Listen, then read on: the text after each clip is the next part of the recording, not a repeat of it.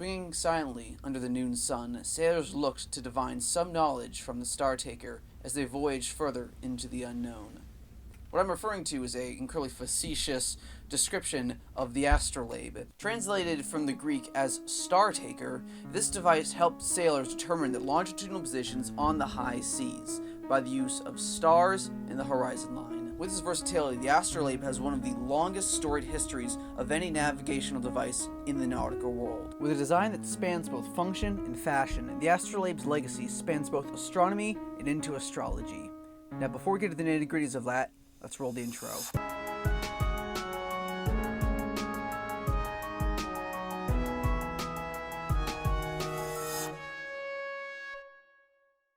Now, this video segments are broken into three parts, where we first discuss a brief history, the build, and then a way to use the astrolabe. With an object as old as the astrolabe, you get into quite a bit of speculation as to where it actually came from, due to the lack of actual hard evidence. Now, for the sake of time, I'm going to stick with two prominent theories as to the origins of the astrolabe, and for that, I have my handy-dandy notes with me.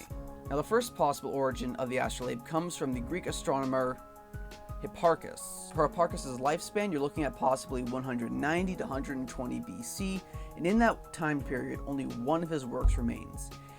And like all of the works in that time, it has a title that is 15 words long. The Commentary on the Phenomena of Aratus and Eudoxus. Now, the reason this poem is considered one of the possible origins of the astrolabe is because Hipparchus goes into constellations and celestial movements of the sun, the moon, and northern constellations like Ursa Major and Ursa Minor. Now, with this being an ancient work, his math is quite terrible. He assumes Earth is the center of the universe, and he credits the movement of the stars to Zeus. So it's not what we would consider scientific, but it's a starting point. The second person to discuss is Ptolemy. He was a mathematician, astronomer, lived from around 100 to 170 AD, and he has a number of works that survived. And the one we're talking about today is the Planispherium. Unfortunately for me, this thing is written exclusively in Arabic. Now, within the math of the Planispherium, you see that Ptolemy offers up a formula for converting spherical lines of longitude into a plane. This is the same sort of plane that operates in the rete and the plate of the astrolabe. Now, to the untrained eye, the astrolabe's design might seem quite simple, but it's anything but that. In fact, I have this handy-dandy chart here that tells me all the pieces because they are all in Latin. This is how old the astrolabe is. So the first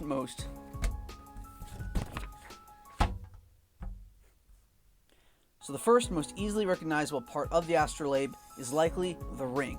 That is what holds the entire mechanism up at eye level for measurement. The second part is the throne, which is the resting place for all of the moving parts and the fixed parts. The third part we should remember is called the mater, and that holds the entire mechanism together.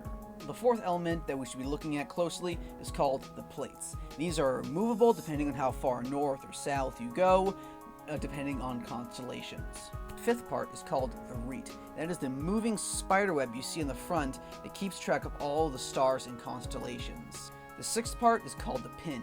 This holds the rete and the ruler together. Now, what's the ruler? The ruler is the final part of the astrolabe, and the ruler is placed on the back of the astrolabe, and as you can see, it moves to track days, times, anything you really might be looking for. Now, how to use this object? Well, there are several methods for using an astrolabe. Whether you want to navigate by stars or by sun, this versatility, as I mentioned at the very beginning of the video, helped secure its legacy for both sailors and for astronomers. Now, of the astrolabe's 1,000 uses, and yes, someone did write a book on that. The astrolabe could be used to calculate the time of day for prayers. It could be used to determine your latitudinal position. It could be used to help with horoscopes. It could help you with the rising and falling of tides, and each of these different methods would require different means for mastering and looking through the astrolabe. As an example for one of the ways to read an As an example for one of the ways to read an astrolabe, I'll use a sunrise as my example. Firstly, determine the position of the sunrise. Determine the position of your ecliptic, which is your longitude. Secondly, you set the position of your rule at the back of the astrolabe to the longitude at the front of your astrolabe.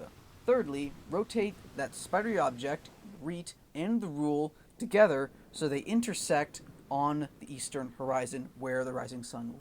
And as I said, there are a multitude of uses for the astrolabe. This man here, whose name I shall not say, came up with a book that has 386 chapters. I actually got that right. And in it, he determined that there were 1,000 uses for the astrolabe.